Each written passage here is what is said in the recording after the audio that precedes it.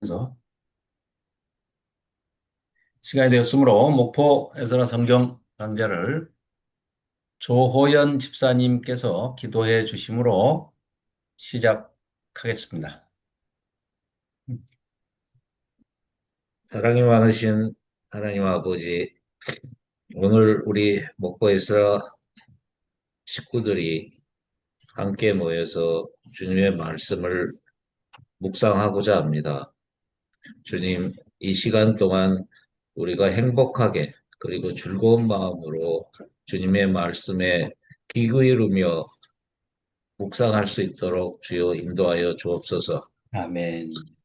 매주 주님의 말씀을 즐겁게 전파하기 위하여 애쓰고 있는 우리 조홍련 집사님을 어여삐 여기셔 늘 부족함이 없도록 채워주시고 또 그 가족들 화목하고 행복하게 건강하게 살아갈 수 있도록 인도하여 주옵소서. 아멘. 모든 것을 주께 의탁드리오며 예수님의 이름으로 기도드립니다. 아멘. 네, 감사합니다. 김현숙 권사님 들어오셨네. 어서 괜찮습니다. 오십시오. 어서 오십시오. 감사합니다. 자, 네. 오늘은 11장, 12장. 굉장히 재밌고 중요한 장이고, 또, 어, 오해가 많은 장입니다. 그래서 오늘은 혹시 오해를 했었던 부분이 있으면 우리가 오해를 말끔히 해소하고, 아, 또, 어, 기히 알고 있었지만 또 새로운 내용, 새롭게 다가올 수 있는 그런 내용은 성령 하나님께서 이 에, 복음서가 기록이 되었을 때의 감화 감동을 똑같이 2000여 년의 시간이 흐른 오늘 지금 여기서 우리에게, 나에게 역사하시는 것이기 때문에 우리가 기쁜 마음으로 네, 지금 내게 들려주시는 말씀이다 라고 들으시면 어, 하나님께서도 매우 기뻐하실 줄로 믿습니다. 자, 화면 공유하겠습니다. 녹화는 하고 있고. 네. 자, 네. 송은영 집사님께서 마가복음 11장 1절부터 14절까지 그들이 읽어주시면, 예루살렘에 가까이 와서 감람산 잠깐만 제가 눈이 잘 안 보여서 벳바게와 베다니에 이르렀을 때 예수께서 제자들 중 둘을 보내시며 이르시되 너희는 맞은편 마을로 가라. 그리로 들어가면 곧 아직 아무도 타보지 않은 나귀 새끼가 매여 있는 것을 보리니 풀어 끌고 오라. 만일 누가 너희에게 왜 이렇게 하느냐고 묻거든 주가 쓰시겠다 하라. 그리하면 즉시 이리로 보내리라 하시니 제자들이 가서 본즉 나귀 새끼가 문 앞 거리에 매여 있는지라. 그것을 푸니 거기 서 있는 사람 중 어떤 이들이 이르되 나귀 새끼를 풀어 무엇 하려느냐 하매 제자들이 예수께서 이르신 대로 말한대 이에 허락하는지라. 나귀 새끼를 예수께로 끌고 와서 자기들의 겉옷을 그 위에 얹어 놓음에 예수께서 타시니 많은 사람들은 자기들의 겉옷을 또 다른 이들은 들에서 벤 나뭇가지를 길에 펴며 앞에서 가고 뒤에서 따르는 자들이 소리 지르되 호산나 찬송하리로다. 주의 이름으로 오시는 이여 찬송하리로다. 오는 우리 조상 다윗의 나라여 가장 높은 곳에서 호산나 하더라. 예수께서 예루살렘에 이르러 성전에 들어가사 모든 곳을 둘러보시고 때가 이미 저물매 12제자를 데리시고 베다니에 나가시니라. 이튿날 그들이 베다니에서 나왔을 때에 예수께서 시작하신지라. 멀리서 잎사귀 있는 한 무화과 나무를 보시고 혹 그 나무에 무엇이 있을까 하여 가셨더니 가서 보신즉 잎사귀 외에 아무것도 없더라. 이는 무화과의 때가 아님이라. 예수께서 나무에게 말씀하여 이르시되 이제부터 영원토록 사람이 내게서 열매를 따먹지 못하리라 하시니 제자들이 이를 듣더라. 아멘. 아멘. 자, 많이 들었던 말씀이죠. 많이 들어왔고, 익히 잘 알고 있는 네, 그런 내용입니다. 자, 우리가 한번 살펴봅시다. 자, 예루살렘 가까이 와서 이제 감람산, 그 베다니는 이제 가까운 그 건너편이죠. 예루살렘. 자, 그래서 bet박의 마을 이름인데, bet 하는 거는 집입니다. 집. 그렇죠? 베델 그러면은 엘은 엘로힘 하나님이니까 베델 그러면 하나님의 집. 베델.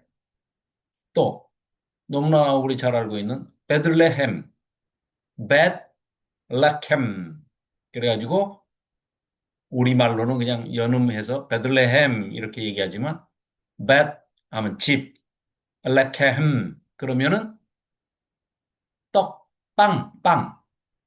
베이커리, 브레드, 빵 만드는 빵집이란 뜻이에요. 빵집. 그렇죠. 그럼 여기는 이제 벳바게, 파게 그 말인데 파게가 무화과입니다. 무화과. 그래서 복수형으로 쓰면 파김 그러죠. 그러니까 벳 파게 그러니까 무화과의 집 이런 뜻입니다. 어, 목포 이쪽 신안, 영암, 뭐 무안, 해남 이쪽이 기후로 따지면은요 지중해성, 해양성 기후대입니다. 오 희한해요, 그죠? 지중해는 뭐 여기 지구 정반대 유럽 한 가운데에 있는 그 바다인데 그 왜 그러냐 그래 봤더니 서쪽과 남쪽으로 바다를 끼고 있고 편서풍이 이렇게 불어오면 해풍이 서쪽에서 불어오면 이런 포도라든지 무화과라든지 이런 과실들이 당도가 높고 맛있고 잘 자란답니다. 그 기후대에 위치해 있으면. 그러니까 포도주, 와인 같은 게 세계적으로 유명한 데를 보면 전부 그런 기후대에 속해 있습니다. 뭐 어쨌거나 이제 bet박에 하면은 무화과의 집입니다. 그래서 이제 무화과 얘기가 나오는 거예요. 자, 그리고 bet박에와 베다니, bet 집이라고 그랬죠? 아니, 슬픔입니다. 슬픔. 그래서 bet 아니 그러니까 슬픔의 집이에요. 뭔가 어감이 좋지 않죠? 그렇다면 슬픔의 집이면 슬픔을 숙명처럼 안고 사는 사람들이 모여 사는 뭔가 좀 서러움이 있는 그런 지명 같지 않습니까? 그렇죠? 그래서 이 배단이 슬픔의 집 지금 말로 하면 나환자촌입니다. 우리나라의 소록도 같은 그렇죠. 소록도에 우리나라도 소록도에 보면은 나환자촌이 있죠. 지금도 있죠. 이재명 대통령이 취임해가지고 어 첫 나들이 행보를 했을 때 민주화의 성지인 광주, 전남 이쪽에 와서 이쪽 사람들 만나고 바로 소록도로 가서 지난달에 다음에 대통령 당선되면은 제일 먼저 찾아뵙겠습니다 해가지고 그 약속했으니까 한 달 뒤에 그 약속을 지키러 소록도를 갔더라고요. 예. 자, 그런 슬픔이 이제 서려 있는 곳인데 거기에 그 유명한 예수님이 여기 이 땅에 사시면서 공생의 기간 동안에 가장 친하게 지냈던 친구가 거기 살고 있죠. 나사로. 예, 나사로. 그래서 나사로 병원도 우리나라에 있죠? 나사로. 예, 예.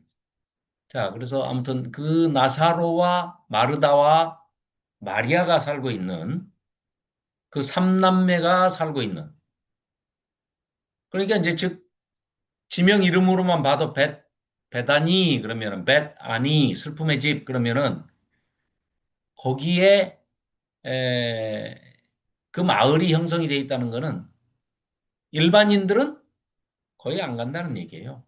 불가촉이니까 그때만 해도 전염병을 의술이 발달해 있지 않기 때문에 에, 제일 두려워했던 게 그런 거 아니겠습니까? 전염병, 피부병, 나병 뭐 이런 것들은 뭐 불치병에 가깝다라고 여겼기 때문에 굉장히 이 힘든 질병이죠. 그래서 불가촉 이제 멀리 떨어져 가지고 나 혼자 촌이니까 뭐 더 뭐 이럴 바가 없겠죠. 자, 그랬습니다. 그래서 이제 거기를 늘 예수님이 자, 유대인들은 명절을 지키러 1년에 뭐 가까운 데 있는 사람들은 뭐 절기 때마다 이제 절기를 지키러 갑니다. 그리고 멀리 떨어져 타양의 외국에 나가서 살고 있는 디아스포라 유대인들도 어 아주 큰 마음 먹고 돈을 비축하고 모으고 저금해가지고 그 돈을 털어서 일생에 한 번은 반드시 예루살렘에 성전에 가서 제사를 드리고 예배를 드리는 것을 절기를 지키는 것을 아주 사명으로 알죠. 그게 왜 그러느냐? 구원과 연결이 돼 있다고 생각을 하고 있고 또 조상들한테 이르기를 그렇게 율법을 받을 때 모세를 통해서 시내산에서 하나님으로부터 율법을 수여받을 때에 이 절기를 반드시 지켜라. 영원히 지켜라라고 하나님께서 명령하셨기 때문에 철저히 지킵니다. 이분들은 유대인들은. 그래서 뭐 자기 또 구원과도 관련이 있어서 아주 기쁜 마음으로 지키죠. 그러니까 이제 이 명절 절기를 지키러 가시는데 예루살렘에는 뭐 어마어마하게 많은 사람들이 이제 몰릴 거 아닙니까? 예수님 살아계실 때만 해도요. 그 당시 2000년 전에 7만에서 한 10만 명 정도가 예루살렘에 살았다고 그래요. 굉장히 큰 도시입니다. 그 당시 인구 그 비율로 보면 어마어마하게 큰 도시죠. 종교도시이기도 하고 그렇기 때문에 이제 물론 그랬겠지만 성전이 있기 때문에 그럴 때 순례객들이 명절 절기를 지키러 유대인이건 뭐 이방인이건 간에 디아스포라 유대인이건 100만 정도가 모였다고 그래요. 절기 때. 그러면 110만이 그러니까 원래 거기 살고 있는 사람 10만. 절기에 모인 순례객들이 100만. 약 110만 명 정도가. 그때 AD 70년에 그 로마 티투스 장군에 의해서 예루살렘이 멸망을 하게 되죠. 예루살렘 멸망, 성전도 완전히 다 파괴되고 지금 있는 성전은 이슬람들이 지은 겁니다. 그러니까 사원이죠, 사원. 교회가 아닙니다. 성전도 아니고 성당도 아니고 모스크입니다. 이슬람 사원이죠. 황금돔 사원이죠. 뭐 어쨌거나 이제 베다니에 그러니까 예루살렘에 가시면 베다니에 예수님이 가시는 거예요. 왜냐? 예수님 죄송합니다만은 예수님 외모도 나 환자와 거의 비슷했다고 그래요. 뭐 우리가 확인할 수는 없지만 일설에 의하면 그 예수님이 자라던 어린 시절에 동네에서 조금 예수님이 어렸을 때도 유별나셨던 것 같아요. 기록에 의하면. 그런데 자꾸 이제 그 친구들하고 이렇게 놀고 이럴 때 그 친구들 부모들이 굉장히 싫어했다고 그래요. 예수님을.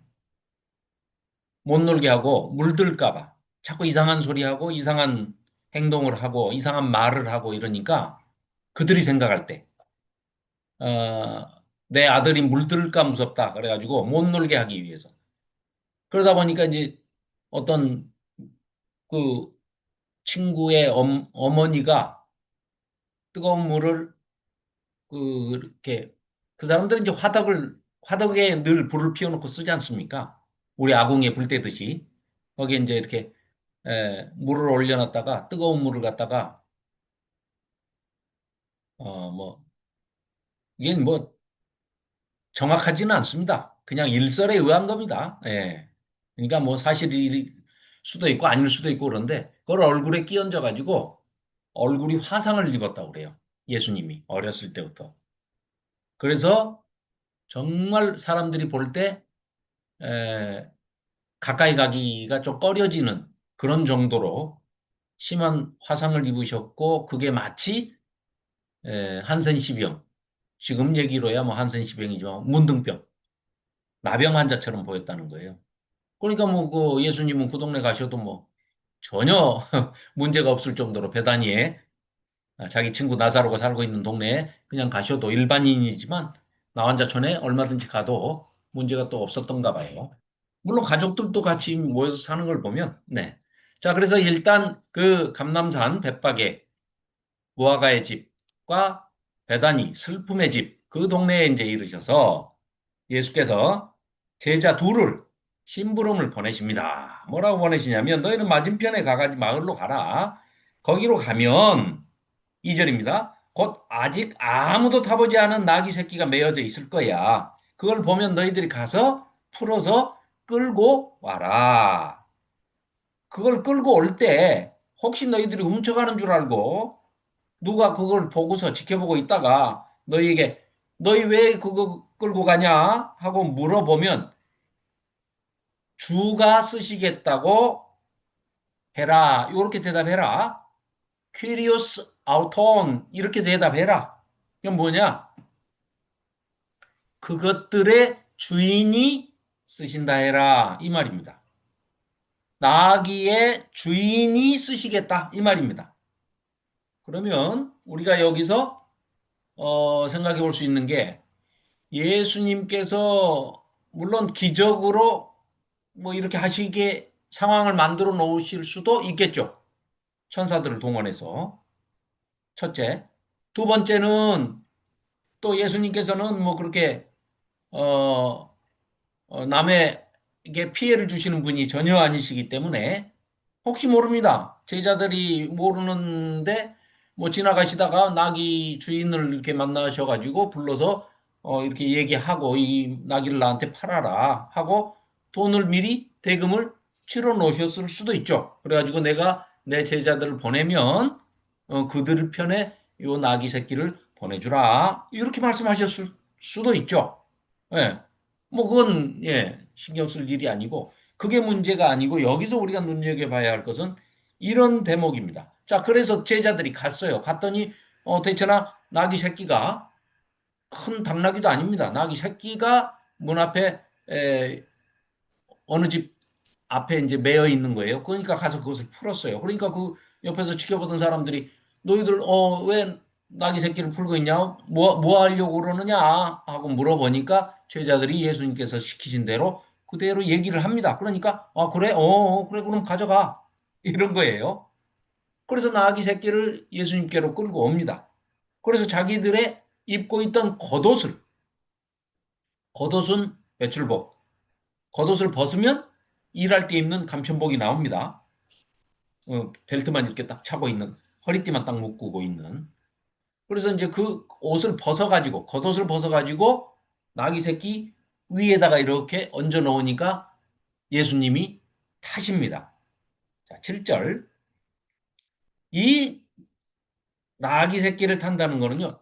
자, 앞에 스가랴 선지자를 통해서 우리에게 들려줬던, 자, 지금 마가복음 앞에 보면 학습말, 말라기 바로 앞에 스가랴서가 있습니다. 스가랴서 9장 한번 찾아보시겠습니까? 스가랴서 9장. 1321쪽입니다. 1321쪽. 스가랴서 9장 9절, 10절. 김현숙 권사님 한번 읽어주시겠습니까?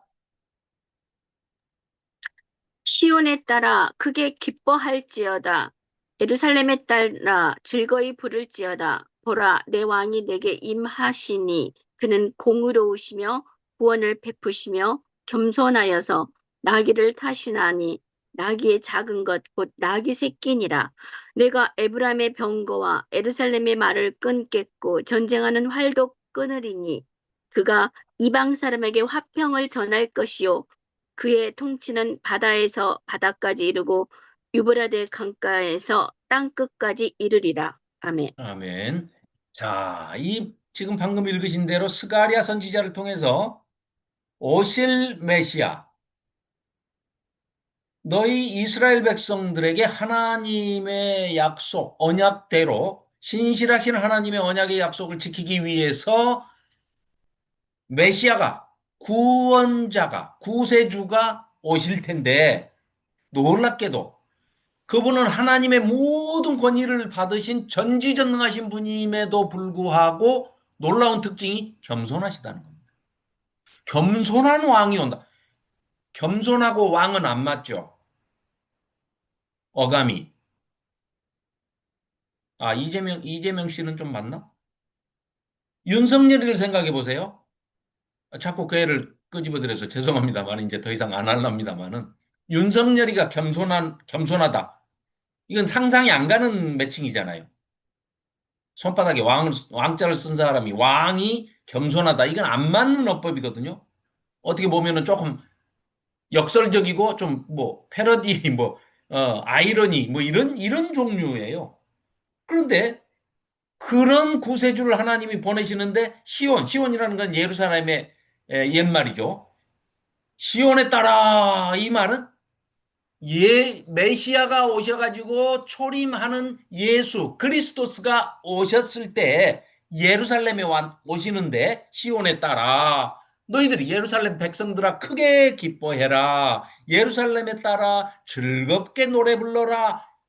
스가랴가 지금 이렇게 스가랴 선지자를 통해서 이미 예언이 되어 있는 내용이에요. 이스라엘 백성들은 이 내용을 너무나 익히 잘 알고 있기 때문에 이 사람들이 그래서 아무렇지도 않게 나귀 새끼를 타고 전능하신 왕이 볼품은 없지만 초라한 모습으로 오시지만 저분은 스가랴 선지자를 통해서 말씀되어진 것처럼 선포되어진 것처럼 겸손한 왕이 오시는구나 라고 느끼고 이미 알고 있어요. 이 사람들은 자기의 역사고 자기들의 선지서기 때문에. 그래서 내용을 아니까 이 사람들은 어떻게 합니까? 즐거이 노래를 부르는 거예요. 뭐라고요? 호산나. 호산나를 외치면서 아주 즐겁게 오셔서 우리를 구원하소서 호산나 호산나 하면서 아주 자연스럽게 예수님을 새끼 나귀를 타고 오시는 예수님을 맞아들이는 겁니다. 그 내용을 이제 이미 그러니까 이 사람들은 뜬금없는 일을 하는 게 아니라 고대하고 기대하고 소망하고 늘 기다리고 있던 이 로마의 식민지 하에서 기다리고 있던 메시아가 드디어 나타나셨구나 하는 그런 상황에 대해서 너무나 잘 알고 익숙하게 알고 있다는 얘기죠. 그래서 이들이 많은 사람들은 자 8절 하영자 전도사님 어서 오십시오. 네, 많은 사람 네 바쁘셨죠?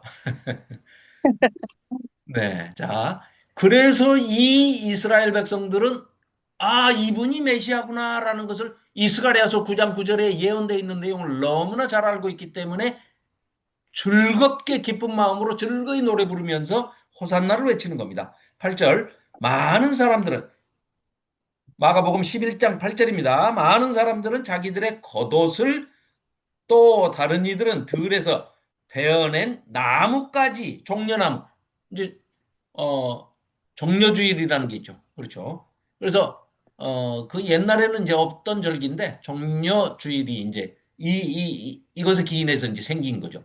그래서 자, 한 번도 이 사람이나 짐을 등에 져보지 않았던 새끼 나귀가요. 예수님이 그래도 30세 전후이실 텐데 건장한 남자 청년이 새끼 나귀에 갑자기 한 번도 안 타본 새끼 나귀에 타면은요. 완전 로데오 경기가 돼버립니다. 가만히 있을 리가 없죠. 막 펄쩍펄쩍 뛰고 난리가 날 겁니다. 짐도 제대로 못 지고 뭐 이렇게 하는데 거기에 지금 타는 거예요. 그래서 이게 바로 기적입니다. 그리고 이게 스가랴서 9장 9절에 예언이 되어 있지 않는다 하면 이런 일을 하실 일이 없죠. 예수님께서.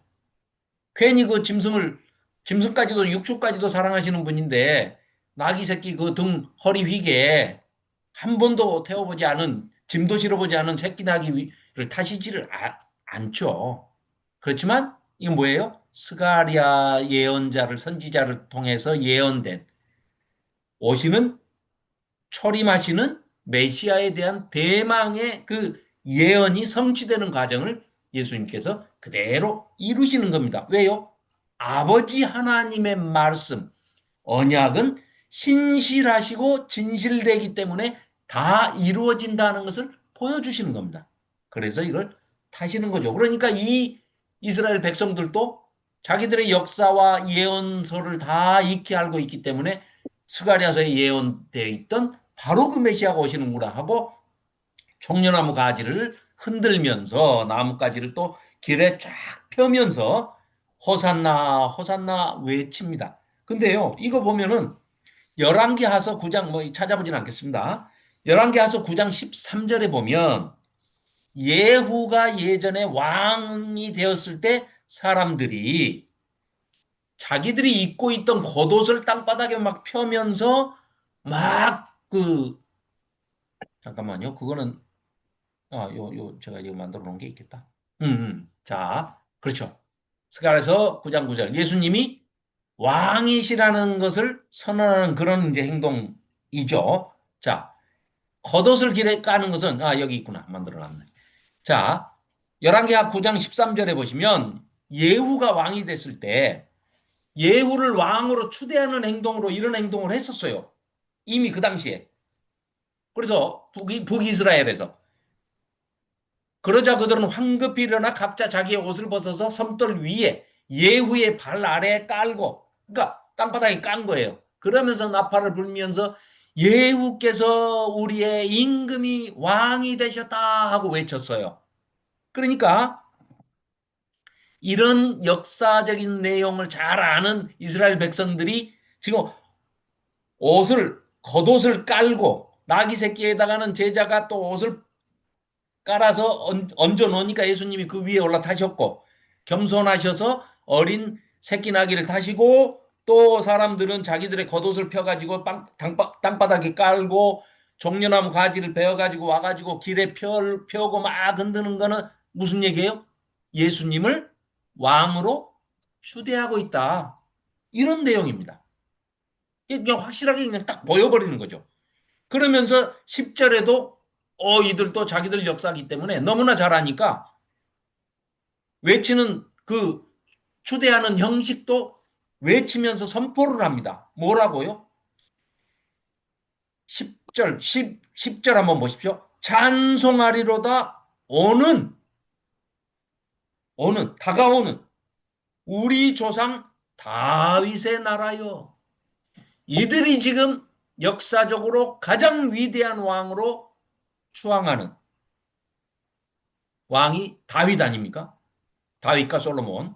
그런데 그 다윗의 왕의 다윗 왕의 후손으로 구세주가, 메시아가, 구원자가 오신다 하는 것은 익히 잘 알고 기다리고 있었는데 이 초림하는 그리스도스, 예수님을 맞이하면서 이런 선포를 하는 겁니다.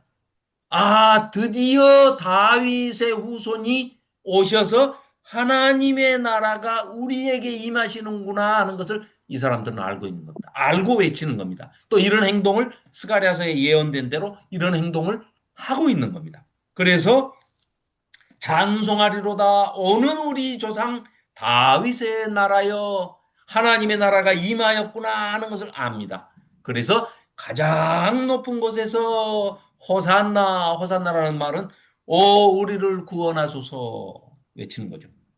그러니까 이 사람들이 앞에서 가고 뒤에서 따르는 사람들이 다 소리 지르되 호산나 찬송하리로다 주의 이름으로 오시는 이여 오 예수 그리스도 당신이 겸손하셔서 우리에게 왕으로 임하시는 예수 그리스도시구나 하면서 호산나 호산나 찬송하리로다. 이건 뭐예요? 왕으로 추대하고 있다. 이런 내용입니다. 예수님을 우리의 왕 중의 왕, King of Kings, 왕 중의 왕으로 추대하고 있다. 이런 얘기가 되겠죠. 자, 그러면 이어서 지금 이제 보겠습니다. 11절. 예수께서 예루살렘에 이르러 성전에 들어가서 모든 것을 둘러보시고 때가 이미 저물었습니다. 이제 주무시러 가야죠. 그런데 지금 이제 제자들 12명에다가 예수님까지 13명, 또 따르는 이제 여인들이 또 꽤 되죠. 예, 이 말이야 저 말이야, 예, 무슨 말이야, 뭐 아주 엄청 많은 숫자. 그러니까 뭐 그냥 이렇게 에, 집이 지금 개념의 집이 아니고요. 흙벽을 쌓아놓고 뭐 위에 나뭇가지 좀 이렇게 뭐 얽어서 이렇게 지붕 비슷하게 이제 만들어 놓은 그런 다 그런 집들입니다. 그런 집들이고 꼭 굳이 뭐 안과 밖을 따지지 않고 그런데 기댈 수만 있으면 겉옷이 이불이라고 생각을 하고 이제 살던 시대이기 때문에 이게 그냥 등만 기댈 때가 있으면 다 잡니다. 그렇게. 그래서 이제 어디로 간다고요? 아까 베다니 슬픔의 집으로 이제 나사로와 마리아 마르다가 살고 있는 나환자촌 베다니 마을로 가시는 겁니다. 자, 그래서 날이 저무니까 12제자를 데리시고 이제 베다니에 가셨습니다. 12절. 이튿날 그들이 베다니에서 나왔을 때 예수께서 시장하십니다. 어, 이제 저는 하루에 3끼를 다 먹습니다. 삼식입니다. 예, 무지하게 싫어하는 삼식입니다. 김경희 집사가 아주 싫어하는 삼식인데 3끼를 먹은 지가 얼마 안 됐습니다. 인류 역사, 뭐 우리 대한민국 역사 5천 년 뭐 한다 반만 년 얘기하잖아요. 좋습니다. 5천 년 동안 3끼를 먹은 것은 100년도 안 됩니다. 100년이 뭡니까? 이 2끼밖에 안 먹고 살았어요. 우리나라도. 우리가 지금 제일 잘 사는 것 같아요. 3끼를 먹고 있습니다. 삼식이들입니다. 그런데 이제 이때 이때는 정말로 예수님 당시에는 식량도 부족하고요. 먹을 것도 없고요. 그래서 아까 그 벳파게 그랬잖아요. 벳파게 해가지고 파게하는 것은 무화과 나무, 무화과 열매, 그냥 무화과입니다. 그러니까 무화과의 집 특별히 이렇게 이름이 붙여진 것은 무화과 나무가 이제 많이 그 마을에 많이 심겨져 있기 때문에 그러는데 실제로 무화과 나무를 이스라엘에는 지중해성, 해양성 기후대에 속하기 때문에 무화과 나무가 잘 자랄 수 있는 마치 우리 여기 목포, 무안, 신안, 영암 이쪽처럼 무화과 나무가 잘 자랍니다. 기후가 똑같기 때문에.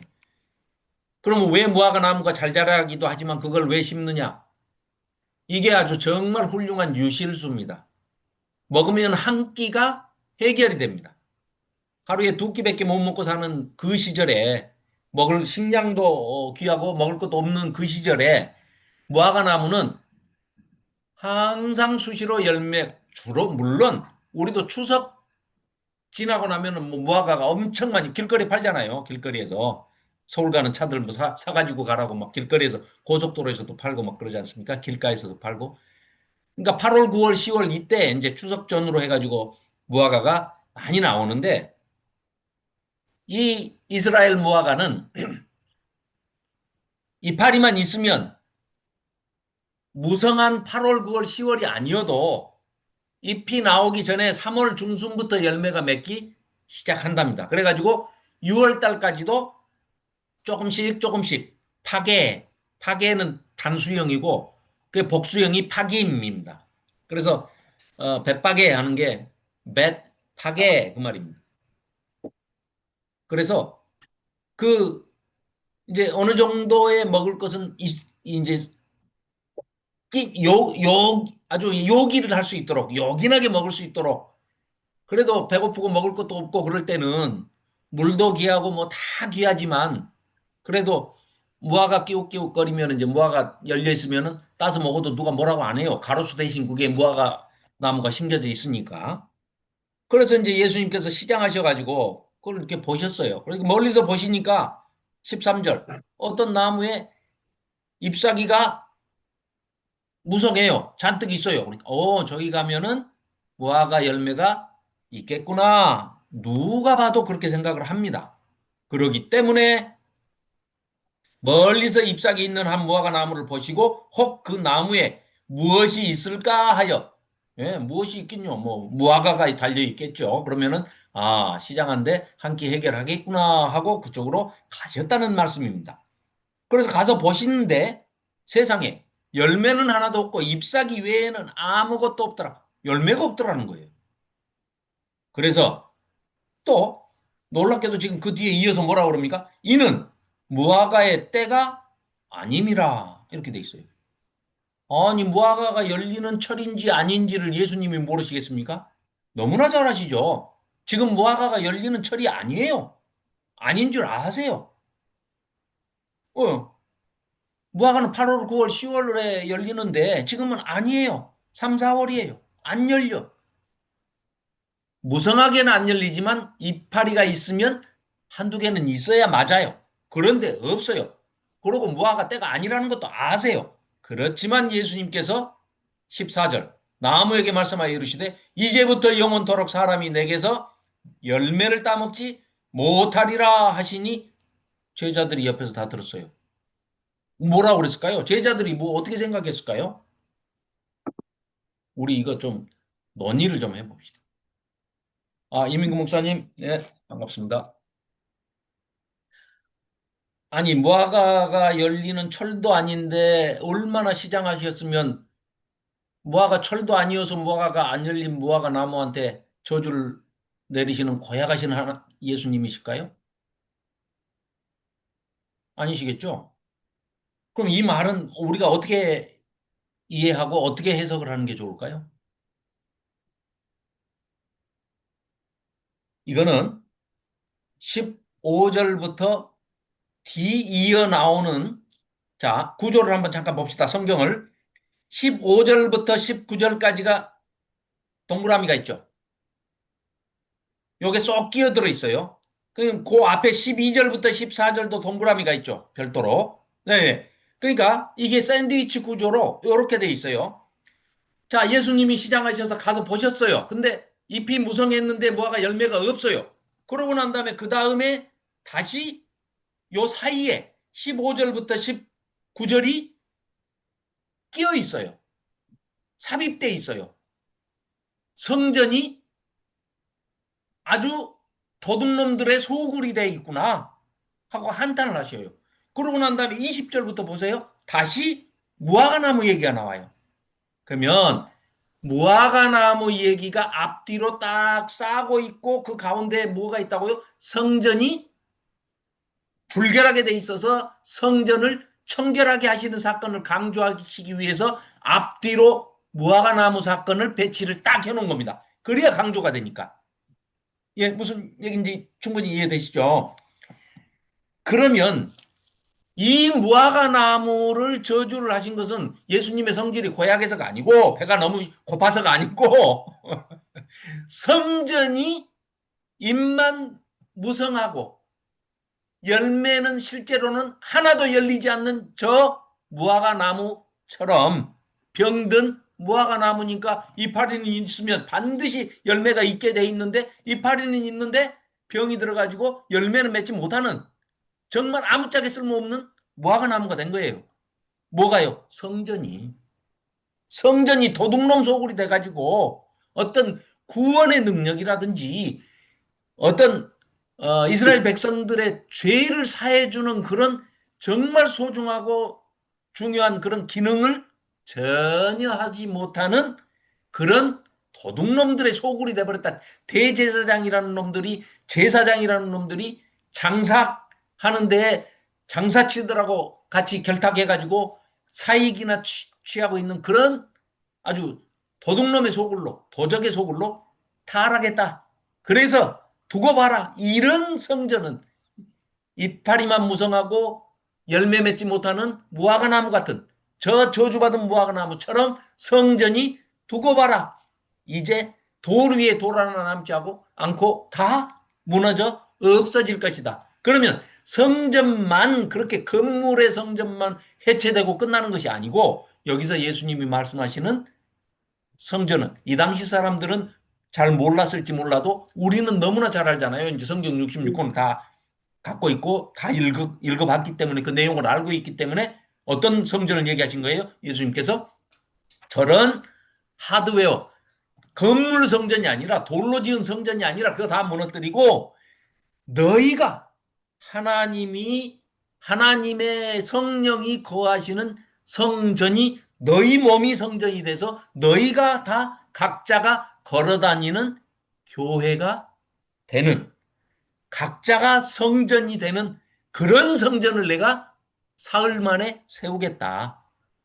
이 말씀을 하신 겁니다. 예, 우리 뭐 너무나 잘 아는 내용이죠. 자, 그래서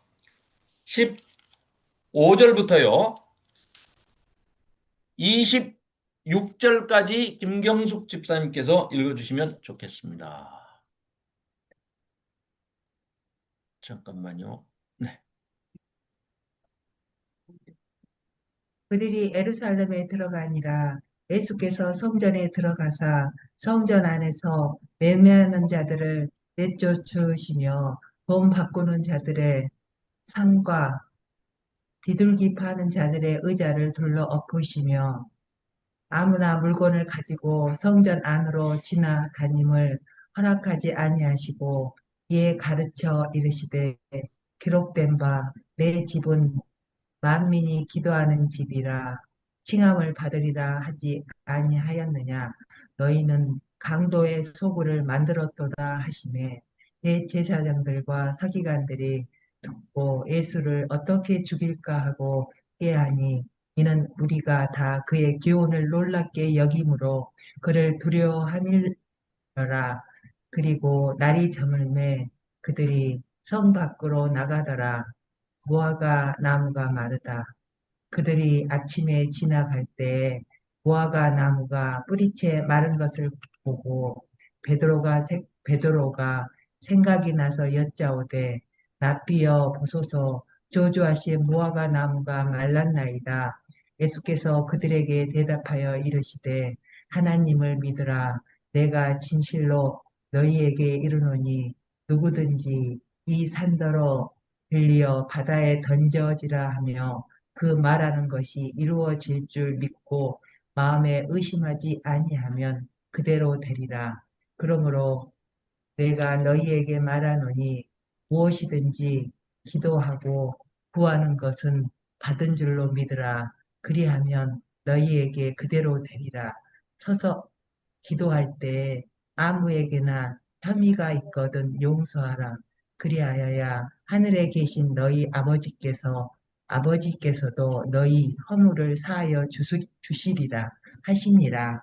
아멘. 아멘. 자, 굉장히 중요한 말씀입니다. 너무나 잘 알지만 오해도 많은 그런 말씀이기 때문에 자, 우리가 이제 좀 오늘은 말끔히 그런 오해들이 없도록 살펴보십시다. 자, 15절. 그들이 예루살렘에 들어갔습니다. 예수께서 성전에 들어가시면서 성전 안에서 매매하는 자들을 내쫓으시면서 돈 바꾸는 자들의 상과 비둘기 파는 자들의 의자를 둘러 엎으시며 아무나 물건을 가지고 성전 안으로 지나다님을 허락지 아니하시고 이에 가르쳐 이르시되 구약의 말씀을 인용을 하시면서 말씀을 하시죠. 이사야서에 있는 말씀이죠. 내 집은 만민이 기도하는 집이라 칭함을 받으리라고 하지 아니하였느냐. 그러니까 하나님의 성전이라는 것은 만민이 기도하는 집입니다. 그런데 너희는 강도의 소굴을 만들었도다 하고 어마어마한 질책을 하십니다. 이 강도의 소굴이라는 것은요. 예레미야서 지금 앞에 화면에 보이시는 예레미야서 7장 8절부터 15절에 있는 그 내용입니다. 자, 예레미야가 뭐라고 얘기를 하느냐. 9절 너희가 도둑질하며 살인하며 간음하며 거짓 맹세하며 바알에게 이방신이죠. 바알에게 분향하며 너희가 알지 못하는 다른 신들을 따르면서 하나님을 배교하고 하나님의 이름으로 일컬음을 받는 이 집에 하나님의 성전에 들어와 가지고 하나님 앞에 서서 말하기를 우리가 구원을 얻었나이다. 어디 가서? 어디 가서 너희들이 구원을 얻어? 이미 이방신들한테 분양하고 너희 자식까지 불태워가지고 그런 어? 그런 하나님께서 가장 싫어하시는 그런 일들을 하면서 거기 가서 너희들이 구원을 받았다고? 그러고는 또 내 집에 와가지고 하나님의 성전에 와가지고 또 그럼 이 사람들 뭐예요? 하나님만 믿는 게 아니고 여호수아서에 보면 어떻게 합니까?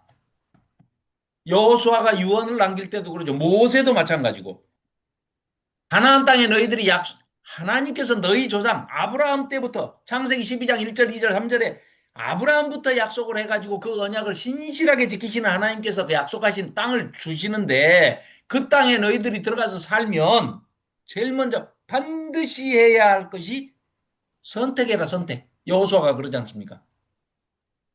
나는 오직 하나님만 섬길 것을 선택할 텐데 너희들은 알아서 선택해라. 둘은 못 섬겨, 둘은. 하나님과 다른 것을 같이는 못 섬기니까 하나만 선택해라 하니까 온 이스라엘 백성이 어떻게 했습니까? 아멘, 아멘 하면서 아주 확실하게 대답을 했죠. 하나님만 섬기겠다고. 근데 들어가서 보니까 가나안 족속들이, 칠족속들이 섬기고 있는 신들을 보니까 그럴듯하거든요. 풍요와 타산의 신들, 오만 것이 다 신이고 음란해요. 굉장히 음란하니까 또 남자들은 별로 싫지도 않고, 예. 이러니까 자연스럽게 하나님도 섬기고 이방신도 섬기고 한 2500년 지나니까 어떻게 됐습니까? 우리는 만몬신도 섬기고 하나님도 섬기고 아닌가요?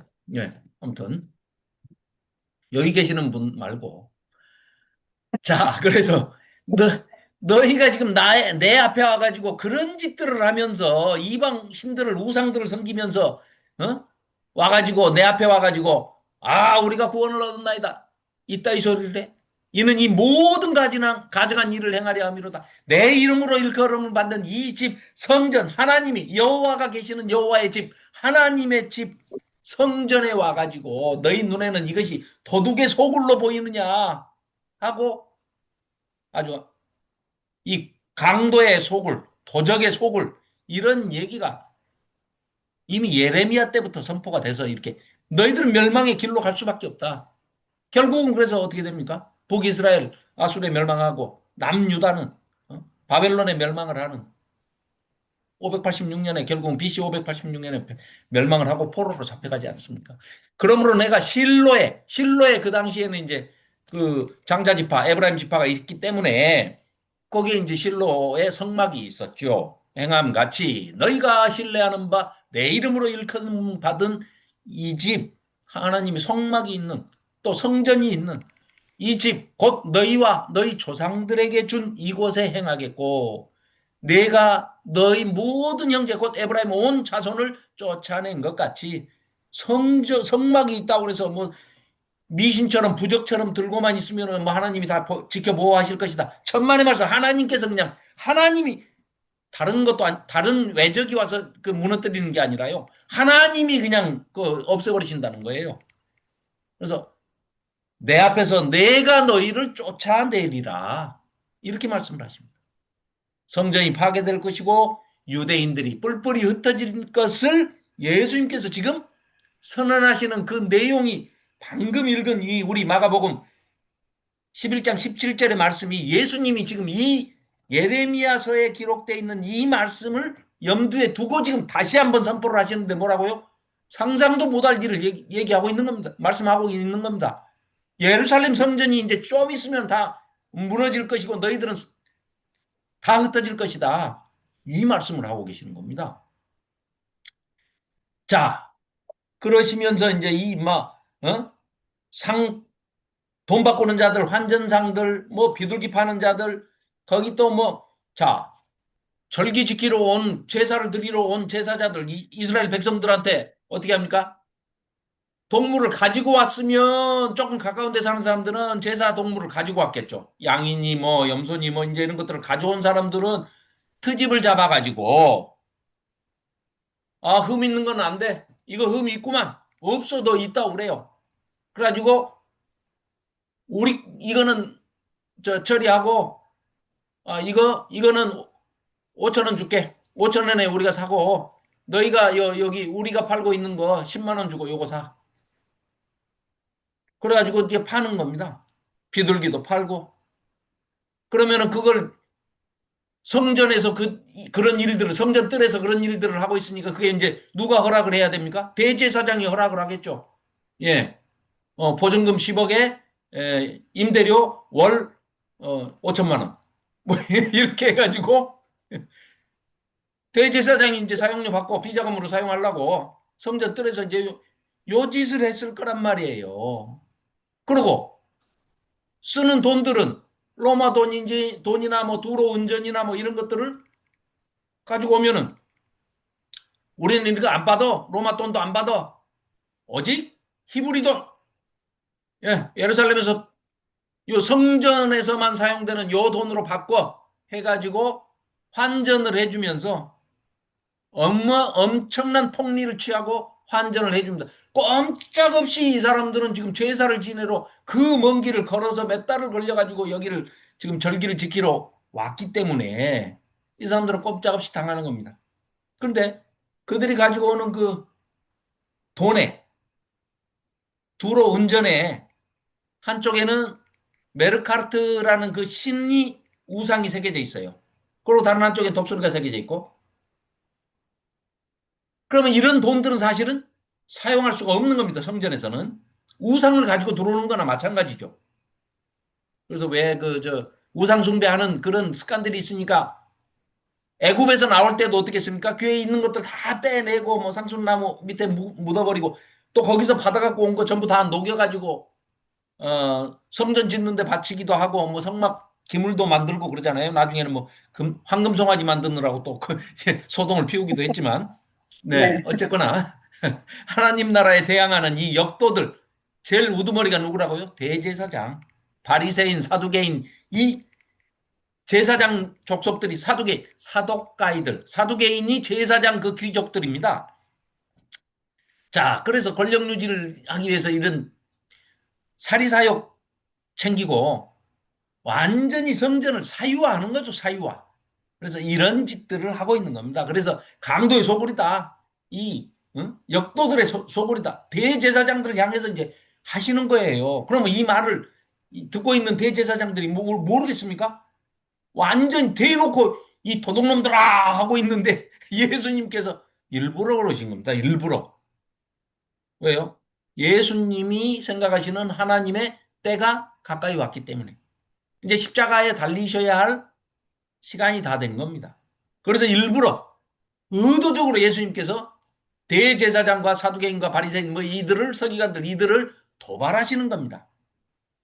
그랬더니 이들이 보십시오. 18절 대제사장들과 서기관들이 강도의 소굴을 만들었다 하는 얘기가 무슨 뜻인지를 너무나 잘 알고 그 말이 누구를 향해서 비수처럼 날아온지를 더 잘 알고 있기 때문에 이들이 어떻게 한다고요? 그 말을 듣고 예수를 18절입니다. 어떻게 죽일까 하고 꾀하니 이는 무리가 다 예수님의 교훈을 놀랍게 기이하게 여김으로 그를 두려워하밀러라. 양심은 조금 있었던 모양이죠. 무섭기는 무서웠던 모양이에요. 질타하시는 걸 듣고. 그리고 날이 저물매 그들이 성 밖으로 나갔습니다. 그들이 아침에 지나갈 때 무화과 나무가 뿌리째 이제 아까 다시 뭐예요? 14절에서 무화과 얘기하다가 지금 요 성전 정화 사건이 이제 딱 끼어들었어요. 샌드위치 속처럼. 그다음에 다시 이제 무화과 얘기로 나와요. 그랬더니 아침에 보니까 말랐어요. 뿌리째 말랐습니다. 그러니까 베드로가 이제 21절 생각이 나가지고 여쭤보되 랍비요 예수님 선생님 보소서 어제 그 한 말씀 하신 너무 배가 고프셨던지 뭐라고 그랬더니 아이 저 무화과 나무가 완전히 말라버렸네요. 저주하신 무화과 나무가 말랐나이다. 그러니까 예수님 대답을 보십시오. 뭐라고 말씀하십니까? 예수님께서 그들에게 대답하여 이르시되 하나님을 믿으라. 전혀 이게 무화과 나무가 말랐는데 왜 하나님을 믿으라고 갑자기 이 말씀을 하시지? 그 다음 말씀이 굉장히 중요한 말씀입니다. 23절. 내가 진실로 너희에게 이르노니 아멘 아멘. 내 말 잘 들어라. 누구든지 너희 중에 누구든지 이 산더러, 이 산이 어떤 산입니까? 성전산, 예루살렘 성전이 있는 이 산을 보고 이 산아 통째로 날아가서 바다에 빠져버려라 라고 너희가 그 말하는 것이 이루어질 줄 믿고 마음에 의심하지 아니하면 그대로 될 것이다. 이 얘기는 뭡니까? 성전산을 들어 바다에 빠져라라고 하면 그대로 될 것이다. 하나님을 믿어라. 나도 하나님이다. 라고 말씀하시는 예수님의 말씀은 결론은 뭡니까? 이 성전 망한다. 이 성전 파괴되고 없어진다. 깜짝 놀랐겠죠. 제자들이 이걸 듣고 그럼 우리는 구원을 어디서 받습니까? 이때만 해도 이 사람들은 구원은 어디서 받아요? 성전에 가서 제사를 드려야 받죠. 동물 제사를. 모르니까. 그래서 이 얘기를 하는데 이 산이 바다에 던져진다 이 말은 뭐든지 우리 그냥 믿고 기도하고 막 하면은 그냥 산도 바다로 그 믿음이요 믿음만 있으면 다 되는겨 불가능은 없어 하면 된다 막 이런 얘기가 전혀 아닙니다. 지금 예수님 말씀 뭐라고요? 성전 파괴를 예고하고 계시는 겁니다. 그리고 새로운 성전, 네 몸이 성전이다. 네 몸이 하나님의 영이 거하시는 성전이다. 이 말씀을 지금 하고 계시는데 이거를 오해해가지고 엉뚱한 해석을 하게 되면은 곤란하다. 이런 얘기죠. 그래서 무화과나무 저주 사건도 무슨 얘기라고요? 성전을 비유해가지고 유비적으로 아날로기가 있다는 거죠. 그런 메타포를 가지고 은유적으로 지금 비유적으로 표현하신 겁니다. 마찬가지로 또 지금 방금 성전을 저렇게 썩어 문드러진 강도의 소굴로 만드는 지도자들 저런 것들이 지도자들이냐? 윤석열이보다 더 못된 놈들 이러면서 성전 파괴를 지금 선언하고 계시는 그런 내용입니다. 그래서 24절 이어서 그러므로 내가 너희에게 말하노니 무엇이든지 기도하고 구하는 것은 받은 줄로 믿으라. 그리하면 너희에게 그대로 되리라. 이 성전은 파괴돼. 예수님이 하나님이 말씀을 하셨습니다. 이미 선포하신 거예요. 그리고 그것을 기도하면서 너희들은 뭐를 하면은 그러면 이들이 생각할 때 아니 그럼 우리는 구원을 어떻게 받습니까? 하니까 구원을 받는 방법을 예수님께서 하나님께서 알려주시는데 놀라운 말씀을 하십니다. 뭐라고 하십니까? 서서 기도할 때에 아무에게나 혐의가 있거든 너희들이 할 수 있는 일은 기도하면서 상대방을 용서하는 것밖에 없어.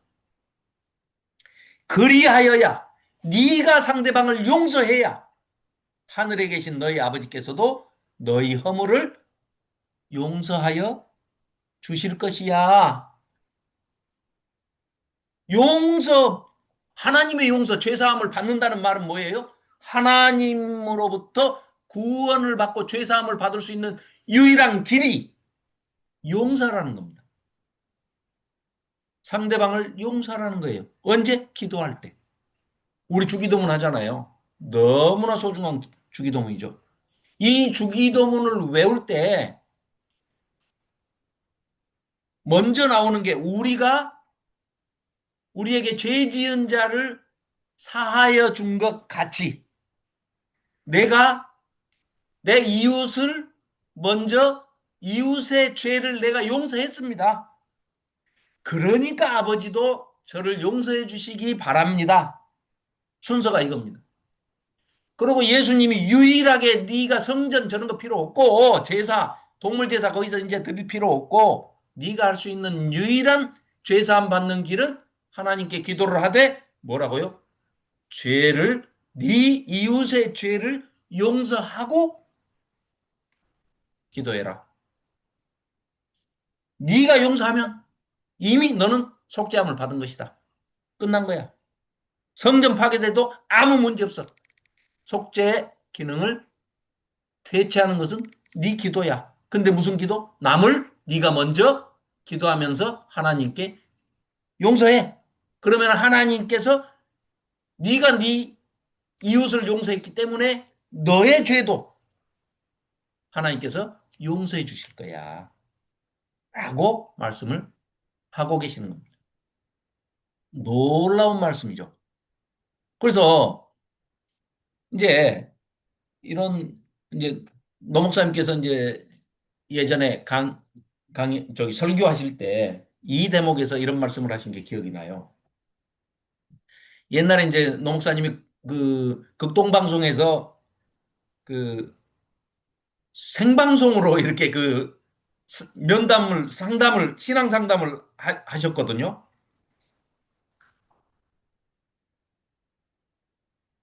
어떤 장로님이 이제 질문이 있습니다 하고 질문을 하시더래요.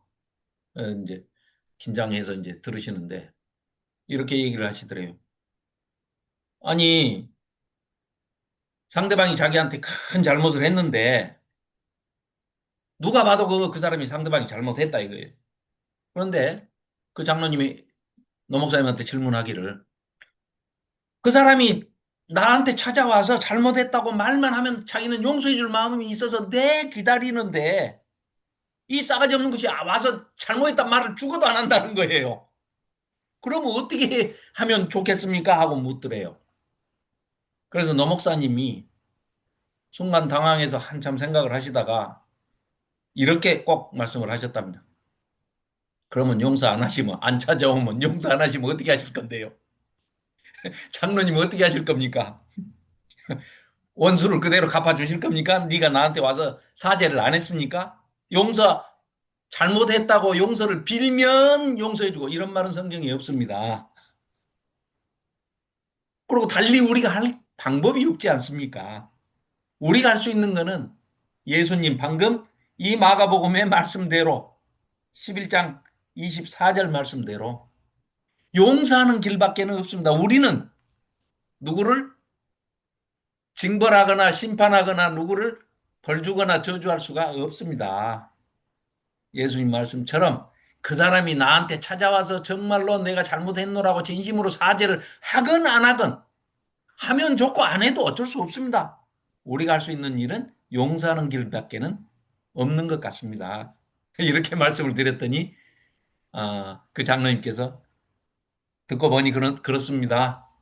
우리가 똑같은 죄인들 주제에 네가 용서를 빌면 용서하고 안 빌면 뭐 용서 안 하면 어떻게 할 겁니까? 뭐 똑같이 뭐 갚아줄 겁니까? 뭐 안 돼. 그래서 그 상대방을 용서하지 않고 괘씸해하고 미워하고 증오하고 이러면 그 미워하는 고리가 그 고리가 상대방을 끼는 게 아니라 내 코를 끼어가지고 내가 그 미움에 끼어가지고 끌려다니면서 내가 더그 스트레스 받는 일이니까 그것은 다 풀어버리고 하나님이 더 큰 죄를 지은 나도 용서를 해주셨는데 그 사소한 실수나 뭐 허물이나 조금 그런 것 가지고 내가 굳이 그것을 꽁 해가지고 이렇게 있어서야 되겠느냐 하는 이제 뭐 그렇게 말씀을 하시는 걸 들었습니다. 100번 동의하는 바입니다. 여러분들도 어떻게 생각하실지 네. 뭐 동의하시리라고 믿습니다. 왜냐? 예수님 말씀이니까. 네, 다른 동의합니다. 네. 네. 동의합니다. 동의합니다. 네네. 예, 할 말이 동의하시는 거죠. 없습니다. 어렵죠. 사실 와가지고 잘못해놓고도 뻔뻔하게 뭐 전혀 자기가 잘한 것처럼 뭐 하고 아니 윤석열이가 용서가 잘 안 되잖아요. 우리가 잘못한 것이 없는 것처럼 지금까지 거짓말을 하고 있으니 참 네. 용서가 안 되지만 그런 경우는 이제 뭐 공동체적인 문제인데 개인적인 문제는 우리가 개인적으로 우리가 이웃이 나에게 어떤 그런 일이 있었을 때는 우리는 용서해야죠. 용서하고 네, 살아야죠. 자, 그리고 이제 27절부터 33절까지 이제 마지막 결론입니다. 조호연 집사님께서 읽어주시면 고맙겠습니다.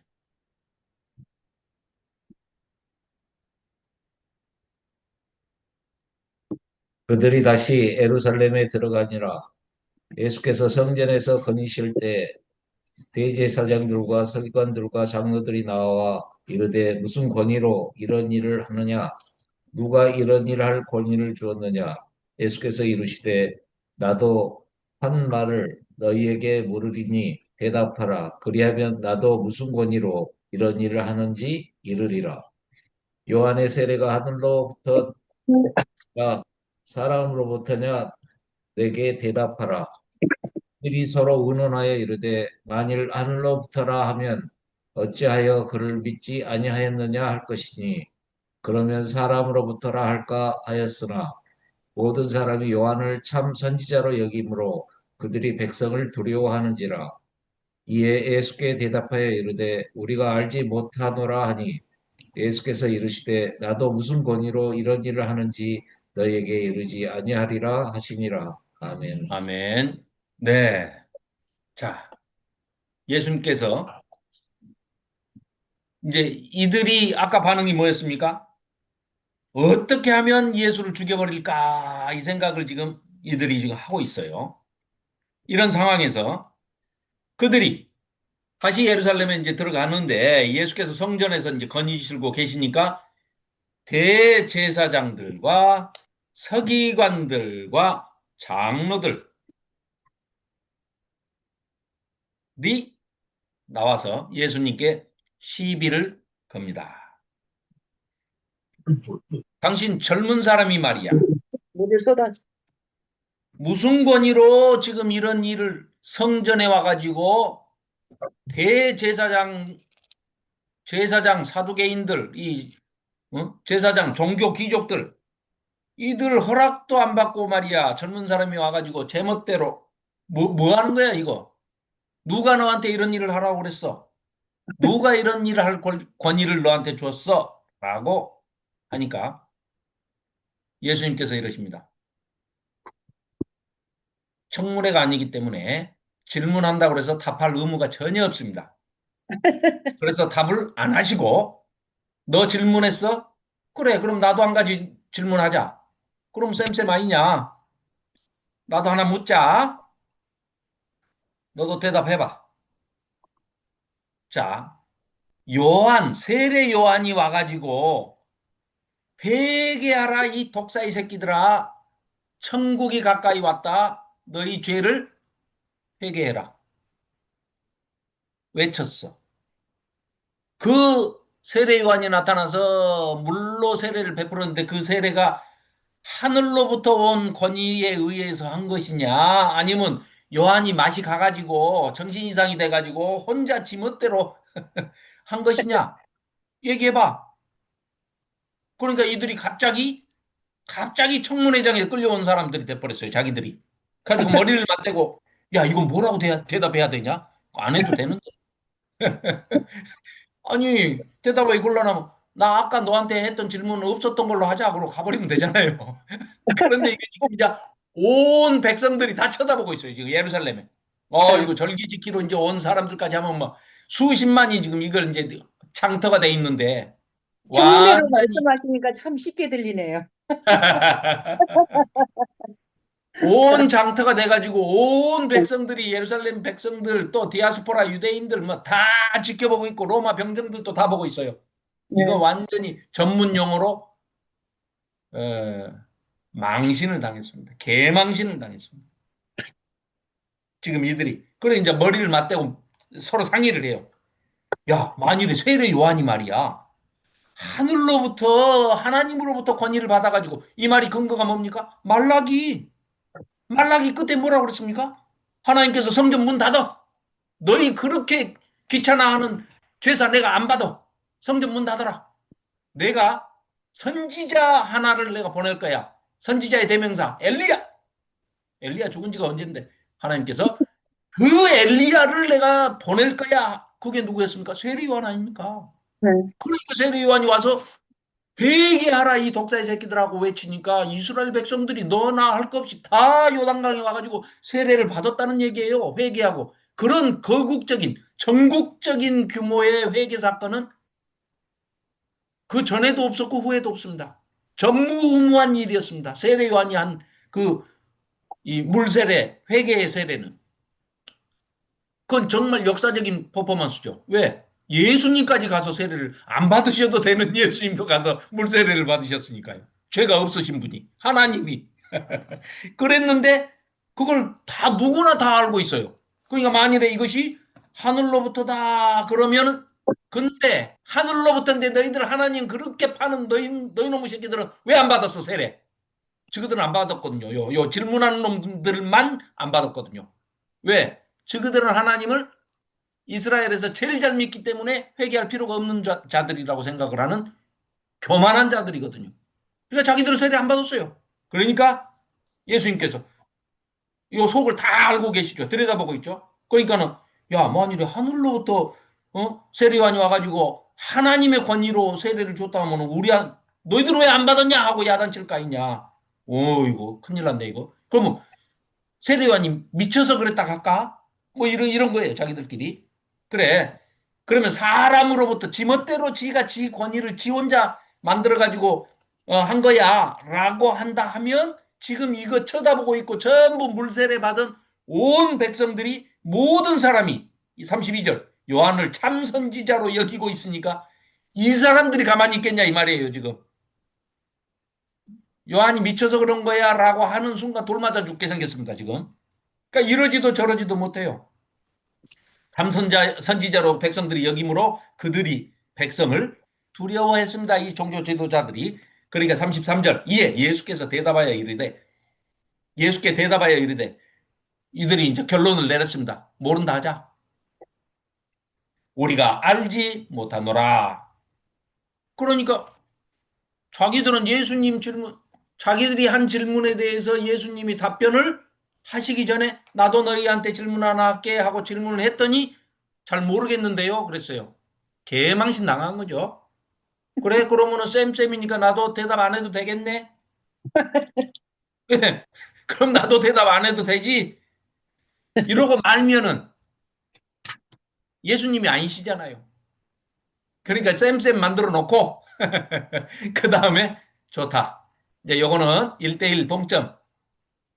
니들이 모른다고 했으니까 개망신 당했으니까 그게 나도 거기에 대해서는 더 이제 질책 안 하고 말도 안 하고 냅두겠다. 대신에 12장에서 내가 비유로 포도원 비유를 내가 포도원 농부 비유를 하나 할 테니까 잘 들어봐라. 이거는요 완전 선포입니다. 예수님이 무슨 선포요?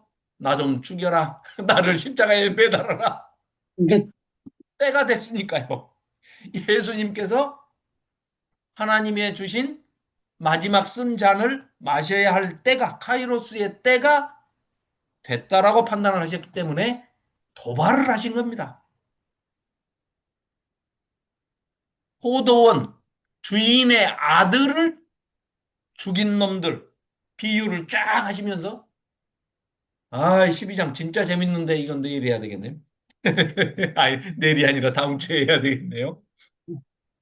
자, 일단 요 앞에 이제 화면 보고 세례 요한의 이제 그 권위가 어디서 온 것이냐, 그 기원이 하늘이냐, 뭐 사람이냐 하니까 예수님께서 역으로 질문했죠. 자, 그래서 모른다고 그랬어요. 백성들 앞에서 완전히 수치를 당했죠. 이 백성의 지도자들이 대제사장을 비롯한. 예수님 답변은 사실은 그 질문에 대한 예수님한테 이들이 제일 먼저 질문한 게 뭐였습니까? 당신 무슨 권위로 이러는 거야?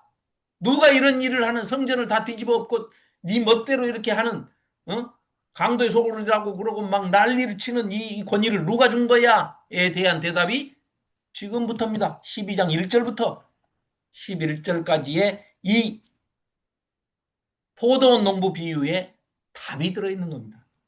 포도원 주인은 하나님이시고 예수님은 포도원 주인의 하나님의 아들로서의 권위, 즉 하늘로부터 오신 권위, 하나님의 아들의 권위, 하나님 아들 하나님의 권위, 메시아로서의 권위, 그리스도스로서의 권위를 선포하고 계시는 장면이 12장 1절부터 12절 말씀입니다.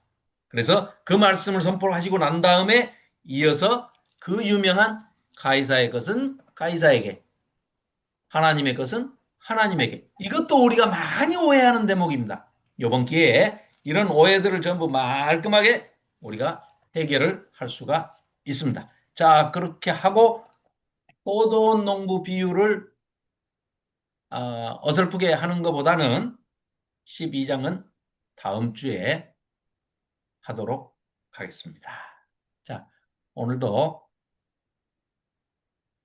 무더운 날씨에 또 늦은 시간까지 금요일 날 저녁에 이렇게 시간을 내주셔서 진심으로 감사드립니다. 너무너무 감사합니다. 자, 김현숙 권사님, 기도해 주시고 오늘 공부를 마치고 잠깐 인사 말씀들 나누시고, 예, 기도, 공의로우신 하나님, 겸손의 왕 예수 그리스도를 이 땅에 보내주셔서 저희들을 하나님의 자녀 삼아 주시고 또 이렇게 하나님 말씀을 편안하게 듣게 하시고 깨닫게 해주시니 너무나 감사합니다. 아멘. 우리가 기도를 한다는데 그 기도 속에서 우리에게 힘들게 하는 모든 것들, 모든 그 상황, 또 관계들이 용서하지 않으면 하나님께서도 우리의 허물을 덮지 않으신다는 이 말씀이 다시 한번 이 밤 말씀 속에서 깨달아집니다. 아멘. 아무리 힘들고 어려운 우리 관계 속에서 용서하는 마음, 사랑하는 마음을 주님의 그 심령으로 받아들이고 할 수 있는 저희들 마음 되기를 원합니다. 우리 마음으로는 아멘. 할 수 없사오니 우리 주 예수 그리스도를 의지하고 우리가 그 어떤 것도 헤쳐나갈 수 있는 힘을 허락하심을 받습니다. 하나님, 그 예수 그리스도 의지하며 우리 하루하루 또 일평생 살아가는 저희 삶들이 되기를 원합니다. 아멘. 감사드리며 우리 주 예수 그리스도 이름으로 기도드립니다. 아멘. 아멘. 아멘.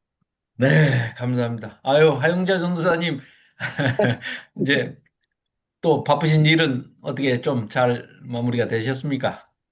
네, 네. 뭐 대전도 또 저기 하신다고요? 대전 강좌도. 네네, 네네. 아이고, 뭐 전국적으로 다니시면서 주방 공사를 하고 계시네.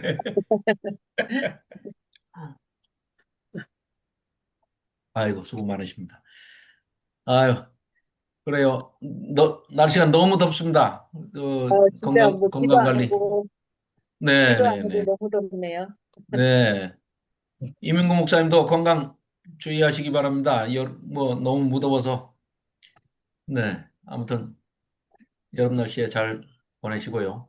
그래도 우리가 이렇게 성경 말씀을 늘 매일 상고하는 이 네. 상고하는 것이 어, 우리 사명이기도 하고 또 하나님의 명령이시기도 하고요. 또 우리의 기쁨이기도 하고 꼭 의무 명령 이걸 떠나서도 하나님을 말씀 가까이 하는 시간이니까 하나님 뜻이죠. 네 말씀을 대할 때마다 얼마나 참 네.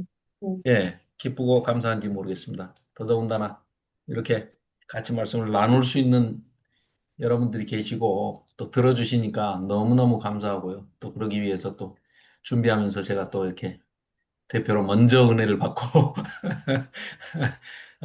이런 기회를 또 주셔서 아무튼 감사드립니다. 우리가 오늘 문득 드는 생각이 네네 예수님이 우리 같이 허물 많은 사람들을 늘 보고 싶어 하고 하나님을 떠나면 안 된다. 가까이 나를 좀 찾아라.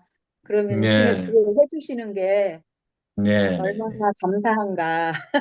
네 그렇습니다. 참 야, 아니, 다른 게 기적이 아닙니다. 우리가 하나님을 믿게 됐다는 것이 얼마나 기적입니까? 그 기적 중에 기적인 것 같아요. 예, 기적 중에 기적이 우리가 복음을 하나님, 전해보면, 복음을 네네, 전해보면 더 기적이라는 게 느껴져요. 네네, 그렇습니다.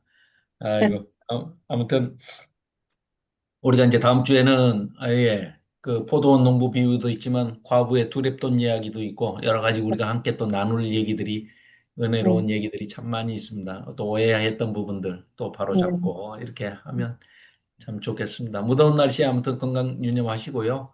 다음 주까지 예, 건강 잘 지키시기 바랍니다. 대단히 감사합니다. 다음 주에 뵙겠습니다. 편한 밤 보내십시오. 수고하셨습니다. 네, 편한 밤 수고하셨습니다. 수고하셨습니다. 네, 다음 주에 건강합시다. 뵙겠습니다. 네, 감사합니다. 네, 감사합니다. 이민구 안녕히 계세요. 목사님. 네.